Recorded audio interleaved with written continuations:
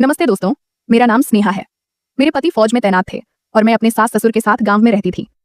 मेरी सास की आंखों की रोशनी चली गई थी, इसलिए वो ज्यादातर समय अपने कमरे में ही रहती थीं। एक शाम ससुर जी को पैरों में बहुत तेज दर्द होने लगा। मैंने रसोई से आकर उनसे कहा कि बाबूजी चलिए, मैं आपके पैरों की मालिश कर देती हूँ। पहले तो उन्होंने मना किया, लेकिन मेरे कहने पर मान गए और बोले, ठीक है, अपने कमरे में चलो, वहीं कर लेना। मैं उनका हाथ पकड़कर धीरे धीरे सहारा देते हुए उन्हें उनके कमरे में ले गई। मैंने ससुर जी के कहने पर उनके घुटनों और जांघों तक हल्के हाथों से मालिश की, जैसे उन्होंने कहा था। फिर जब मैं अपने कमरे में जाने लगी तो उन्होंने कहा, बहू आज यहीं सो जाओ, देखभाल कौन करेगा। मैंने सोचा शायद उम्र और बीमारी की वजह से उन्हें अकेलेपन का डर लग रहा है, इसलिए मैं वहीं रुक गई। लेकिन सुबह जब मेरी आंख खुली तो मुझे खुद में कुछ अजीब सा महसूस हुआ। मेरे बाल उलझे थे, चेहरा थका हुआ था और शरीर में कुछ असामान्यता लग रही थी। मैंने ससुर जी की तरफ देखा, वो गहरी नींद में थे।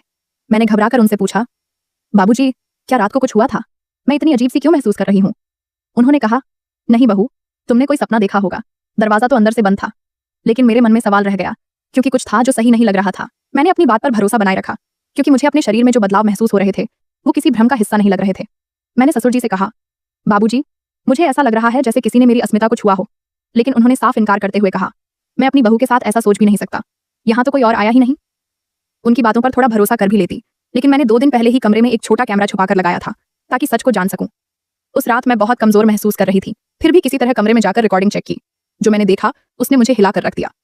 रात करीब 1 बजे ससुर जी चुपके से मेरे पास आए और मेरी गरिमा के साथ खिलवाड़ किया। उस पल मेरी रूह कांप उठी।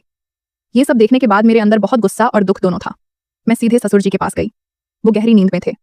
मैंने उन्हें उठाया और जो कैमरे में रिकॉर्ड हुआ था वो दिखाया। पहले तो वो घबराए, लेकिन फिर बोले, मुझे लगा तुम मना कर दोगी, इसलिए चुपचाप किया। मैंने कहा, अगर आपको मुझसे कुछ उम्मीद थी तो कम से कम इज्जत के साथ बात करते, बिना बताए ऐसा करना गलत है। वो चुप हो गए। मैंने उनकी हालत को समझते हुए कहा, अब जो हुआ सो हुआ, लेकिन दोबारा ऐसा कुछ बिना मेरी मर्जी के नहीं होगा। शाम होते ही वो बिना कहे मेरे कमरे में आ गए। फिर वो मेरे पास आए और मुस्कुराकर बोले, बहू अब तो शुरू करें। मैंने कहा, ससुर जी अभी तो शरीर में हल्का दर्द है, आराम कर लेते हैं पहले। वो बोले, बस एक बार दिखा दो, फिर सब ठीक लगेगा। मैंने भी हल्के अंदाज में कहा, खजाना तो सामने ही है, अब देर किस बात की। उस पल उनका अंदाज कुछ अलग ही था, जैसे कई दिनों की खामोशी आज लफ्जों में बदल गई हो। उन्होंने कहा, बहू आज तो मैं सब भूलकर बस तुम्हारा साथ चाहता हूँ। समय कैसे बीत गया पता ही नहीं चला। फिर वो थक कर लेट गए। कुछ देर बाद उन्होंने दोबारा कोशिश की और इस बार जैसे कोई अधूरा सिलसिला पूरा हुआ। अगर आपको यह कहानी थोड़ी अलग, सोचने योग्य या जागरूकता बढ़ाने वाली लगी हो तो वीडियो को लाइक करें, अपने दोस्तों के साथ शेयर करें और अपने विचार नीचे कमेंट में जरूर बताएं। नमस्ते दोस्तों, मेरा नाम स्नेहा है। मेरे पति फौज में तैनात थे और मैं अपने सास ससुर के साथ गांव में रहती थी। मेरी सास की आंखों की रोशनी चली गई थी, इसलिए वो ज्यादातर समय अपने कमरे में ही रहती थीं।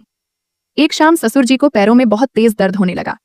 मैंने रसोई से आकर उनसे कहा कि बाबूजी चलिए, मैं आपके पैरों की मालिश कर देती हूँ। पहले तो उन्होंने मना किया, लेकिन मेरे कहने पर मान गए और बोले, ठीक है, अपने कमरे में चलो, वहीं कर लेना। मैं उनका हाथ पकड़कर धीरे धीरे सहारा देते हुए उन्हें उनके कमरे में ले गई। मैंने ससुर जी के कहने पर उनके घुटनों और जांघों तक हल्के हाथों से मालिश की, जैसे उन्होंने कहा था। फिर जब मैं अपने कमरे में जाने लगी तो उन्होंने कहा, बहू आज यहीं सो जाओ, देखभाल कौन करेगा। मैंने सोचा शायद उम्र और बीमारी की वजह से उन्हें अकेलेपन का डर लग रहा है, इसलिए मैं वहीं रुक गई। लेकिन सुबह जब मेरी आंख खुली तो मुझे खुद में कुछ अजीब सा महसूस हुआ। मेरे बाल उलझे थे, चेहरा थका हुआ था और शरीर में कुछ असामान्यता लग रही थी। मैंने ससुर जी की तरफ देखा, वो गहरी नींद में थे। मैंने घबराकर उनसे पूछा, बाबूजी क्या रात को कुछ हुआ था? मैं इतनी अजीब सी क्यों महसूस कर रही हूँ?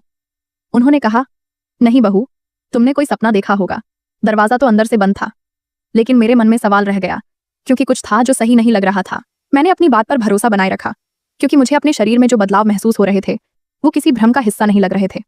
मैंने ससुर जी से कहा, बाबूजी मुझे ऐसा लग रहा है जैसे किसी ने मेरी अस्मिता को छुआ हो। लेकिन उन्होंने साफ इनकार करते हुए कहा, मैं अपनी बहू के साथ ऐसा सोच भी नहीं सकता, यहाँ तो कोई और आया ही नहीं। उनकी बातों पर थोड़ा भरोसा कर भी लेती, लेकिन मैंने 2 दिन पहले ही कमरे में एक छोटा कैमरा छुपाकर लगाया था ताकि सच को जान सकूं। उस रात मैं बहुत कमजोर महसूस कर रही थी, फिर भी किसी तरह कमरे में जाकर रिकॉर्डिंग चेक की। जो मैंने देखा उसने मुझे हिलाकर रख दिया। रात करीब 1 बजे ससुर जी चुपके से मेरे पास आए और मेरी गरिमा के साथ खिलवाड़ किया। उस पल मेरी रूह कांप उठी। ये सब देखने के बाद मेरे अंदर बहुत गुस्सा और दुख दोनों था। मैं सीधे ससुर जी के पास गई। वो गहरी नींद में थे। मैंने उन्हें उठाया और जो कैमरे में रिकॉर्ड हुआ था वो दिखाया। पहले तो वो घबराए, लेकिन फिर बोले, मुझे लगा तुम मना कर दोगी, इसलिए चुपचाप किया। मैंने कहा, अगर आपको मुझसे कुछ उम्मीद थी तो कम से कम इज्जत के साथ बात करते, बिना बताए ऐसा करना गलत है। वो चुप हो गए। मैंने उनकी हालत को समझते हुए कहा, अब जो हुआ सो हुआ, लेकिन दोबारा ऐसा कुछ बिना मेरी मर्जी के नहीं होगा। शाम होते ही वो बिना कहे मेरे कमरे में आ गए। फिर वो मेरे पास आए और मुस्कुराकर बोले, बहू अब तो शुरू करें। मैंने कहा, ससुर जी अभी तो शरीर में हल्का दर्द है, आराम कर लेते हैं पहले। वो बोले, बस एक बार दिखा दो, फिर सब ठीक लगेगा। मैंने भी हल्के अंदाज में कहा, खजाना तो सामने ही है, अब देर किस बात की। उस पल उनका अंदाज कुछ अलग ही था, जैसे कई दिनों की खामोशी आज लफ्जों में बदल गई हो। उन्होंने कहा, बहू आज तो मैं सब भूलकर बस तुम्हारा साथ चाहता हूँ। समय कैसे बीत गया पता ही नहीं चला। फिर वो थक कर लेट गए। कुछ देर बाद उन्होंने दोबारा कोशिश की और इस बार जैसे कोई अधूरा सिलसिला पूरा हुआ। अगर आपको यह कहानी थोड़ी अलग, सोचने योग्य या जागरूकता बढ़ाने वाली लगी हो तो वीडियो को लाइक करें